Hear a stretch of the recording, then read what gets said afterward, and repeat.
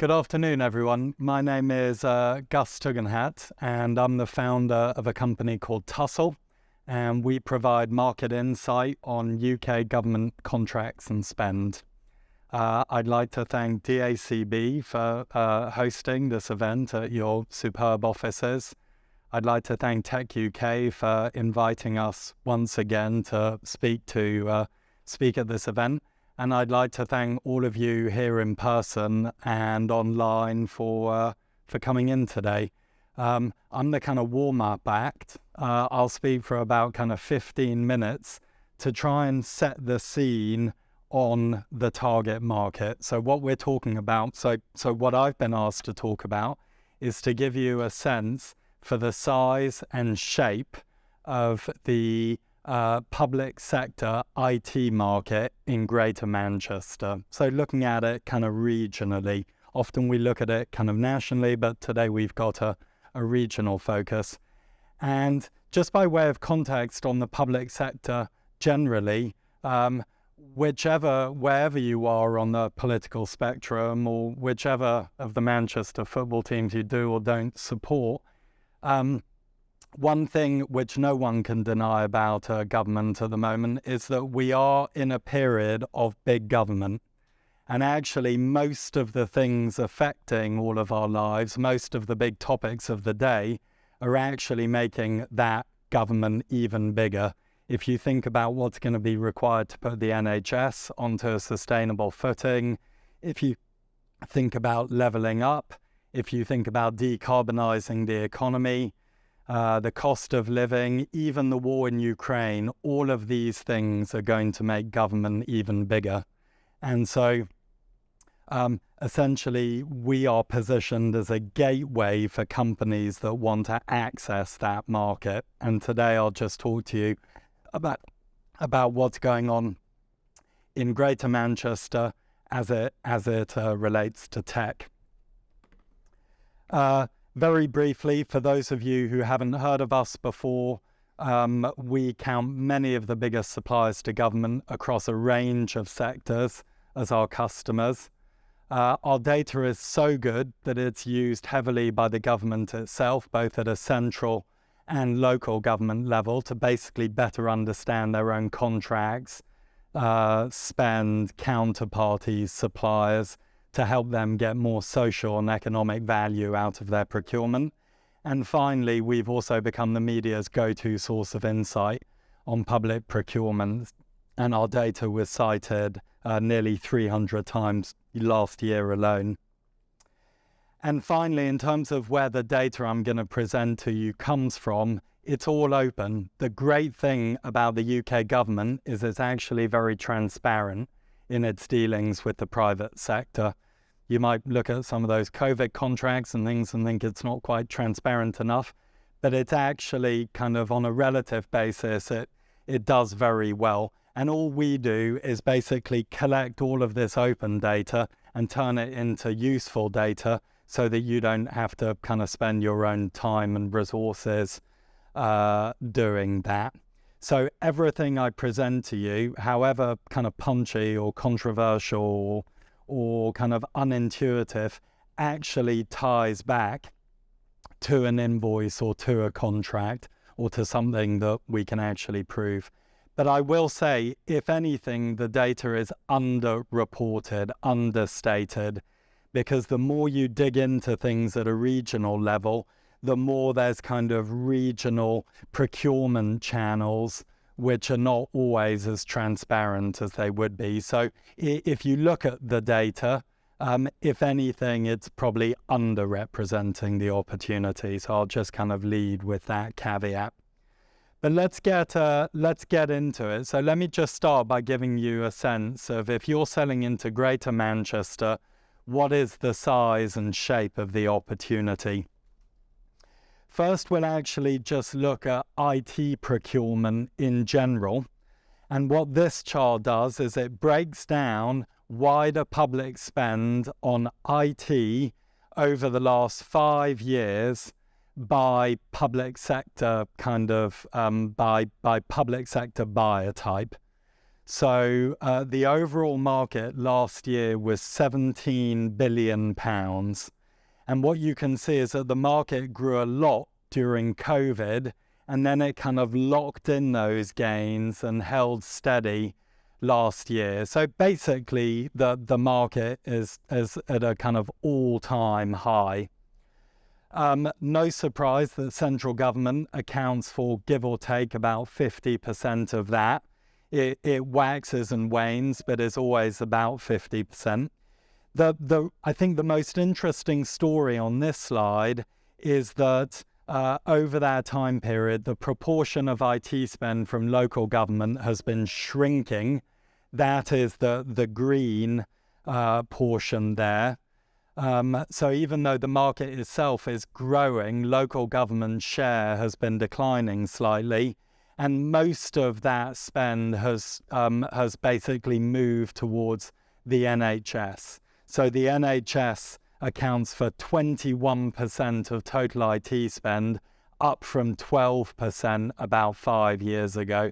So unsurprisingly, that is where a lot of the growth in IT spending is coming from. For the rest of this discussion, we're going to focus mostly on that green slice, which is the local government portion. So looking at local government IT spend kind of nationally, you can see that that is roughly a £2.5 billion per year market. It's very stable, and it accounts for about 4% of total local government IT procurement spend. So a big, stable market for all of you to be kind of targeting and selling into. Greater Manchester's portion of that is the 104 million that you can see in fiscal year ending March 2022. So during that period, public bodies based in Greater Manchester spent about £430 million on procuring IT, and the local government portion of that was about 1/4, was 104 million out of the 430. So my takeaway from this is that most of the IT spend is coming from NHS bodies, and that's also where most of the growth in the IT spend is coming from as well. But also actually quite a chunky market, worth just under 50 million last year in policing. So wherever you're focused, I think, there is a decent addressable market to go after in all of these areas. To put that 104 million of local government IT spend in Greater Manchester in proportion, only London and the West Midlands spent more on ICT, as I'll kind of call it from now on, last year. So only 2 regions spent more than Greater Manchester on IT last year. So again, yet more confirmation that, that within local government, unsurprisingly, this is a chunky market to be going after. If we then break down the bodies that make up Greater Manchester, I think the main takeaway for me from this slide is that there is quite a large variation in how much they're spending, from 20 million on ICT by Manchester City Council last year, right down to, 4 or 5 million for the smaller bodies. So within that, there's quite a kind of variation of spend, and there's also quite a variation in the growth of that IT spend as well. Quite a sharp fall in Tameside and Salford, but that has quite a lot to do with a contract or several contracts with Capita, which was kind of collecting local government funds on behalf of those bodies, and that contract came to an end. So that's what's driving the reduction in the IT spend for those 2 bodies. We always take a look at the proportion of spend with SMEs. And to be honest, I don't know if Phil's here, and I'm not going to make any friends if he is, but my takeaway from this slide is that Greater Manchester could do better in terms of spending its IT procurement budget directly with SMEs. Right now, only 12% of the total is spent directly with SMEs. It could be that SMEs are indirectly getting more of that through the supply chain. Big companies winning the contracts that you'll see in a second, several of them will then kind of supply some of those through SME subcontractors, and we don't see that, we can't record that. But in terms of the money spent directly, 12% went to SMEs, and that is actually lower than the local government average. So I think there's room for improvement there. You can see that the top 10 companies are got nearly 60% of the total IT spend last year, and everybody who's not top 10 and not an SME shared the remaining 30%. So kind of trying to help you situate yourselves depending on where you are on that slide. On this slide, you can see a list of the top 10 large cap suppliers in terms of how much they earned from Greater Manchester last year, and then the top non-SMEs and the top SMEs. The list on the left is quite dirty, if you like. It contains IT companies, it contains resellers, it contains some telecoms companies there. In consultation with techUK, they just asked us to show the top 10 by revenue. Of course, you could slice and dice this and say, I want to see only system integrators, or I want to see only hardware companies, or only resellers. But top 10 overall by revenue, that's the list. And I think the list on the right explains why SMEs account for such a small proportion of the total, just because the absolute spend with them is so little. You can see that only one of those SMEs earn more than £500,000 per year from Greater Manchester last year. So it is really SMEs are basically that long tail. In terms of the top contracts, these are the 5 biggest ICT contracts by value awarded by Greater Manchester local government bodies in calendar year 2022. We've shifted from analysing invoice data to analysing contracts for the remainder of the presentation. And that data set is more timely, so we're now looking at the calendar year. I think the main takeaway for me from this slide is that those top 5 contracts accounted for 88% of the total contract value. So that is quite concentrated within those top 5 contracts. Again, yet more evidence that a lot of the spend, a lot of the contract value is in the long tail there. So again, this ought to be informing your thinking about, are you going to go for a small number of high value contracts?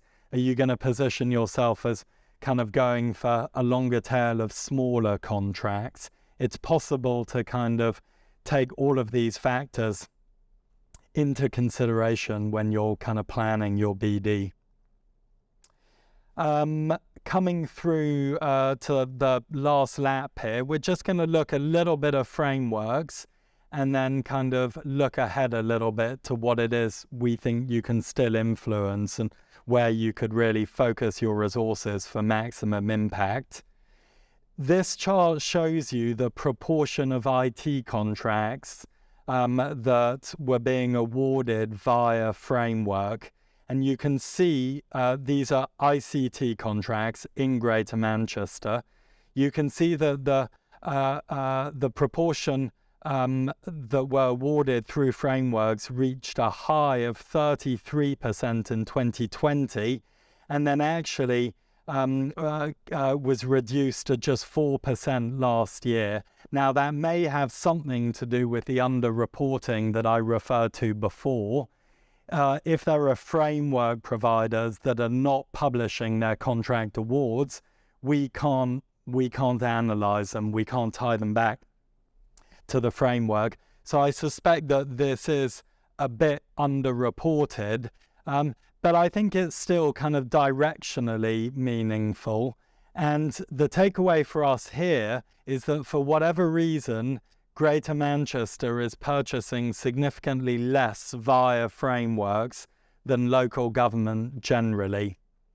And that, I think, is just quite interesting and quite useful to be aware of if you are trying to kind of win business from these entities. Of the frameworks that are being used, G-Cloud is the most heavily used framework for ICT procurement, and it made up about 1/3 of the total value of call-offs in the 3-year period between 2020 and 2022. Finally, looking ahead, I always tell suppliers in a kind of context like this that the best way to kind of win public sector business is not to respond to open tenders. That is by definition competitive and reactive. It is to shape opportunities before they come to market.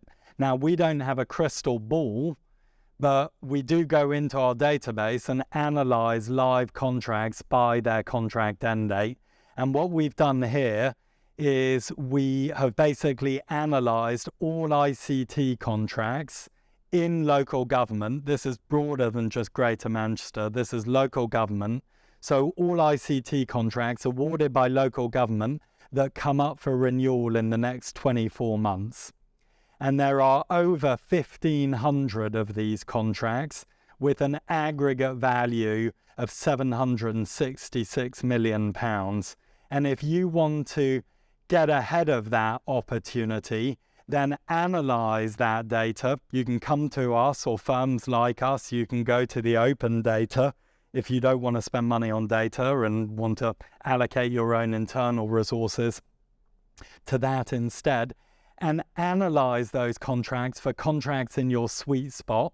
Search for keywords, DevOps, cloud, digital, cyber, whatever it is. Search for the contracts in your sweet spot by keywords, by value, and then target those that are coming up 6, 12, 18 months in the future. And make sure that you're talking to the right people well ahead of time about why you have earned the right to challenge the incumbent by offering a better service at a lower cost. Most of these local authorities want to hear from suppliers that can solve their problems or can save them money or can help them deliver better services. And all you need is just to be talking to the right people at the right time about the value that you can add. So the data's out there for you to do it. And if you find yourselves kind of having to cold call or kind of build relationships in what people often call kind of green space, new accounts, our database also has information on key decision makers by seniority within the public sector, all levels of the public sector. And within local government, we've got contact information on over 1,000 senior people whose job titles you can search for by keyword. So if you want to find anybody in the northwest of England in local government with, technology or information or cyber in their title, you can do that very easily and then speak to them about the upcoming contracts that you want to intercept. Very good. That's it from me. The thoughts I'll leave you with are, if you want to get ahead of this opportunity, if you want to really position yourself for success, then responding to tenders is never going to be the most efficient way of doing it. So use insight like this to really understand the size and shape and growth opportunity within your market. Use that forward-looking data to really pinpoint relevant contracts coming up for renewal where you've got an edge, where you can challenge the incumbent, and then pre-engage with those key decision makers well ahead of, the tender ever coming to market. Thank you very much. If you have any questions, I think I've done my time. If you have any questions, I can answer those at the end, and I'll be here for half an hour or so at the end, so do just come up to me. But thank you for listening, and I hope that was useful. Thanks.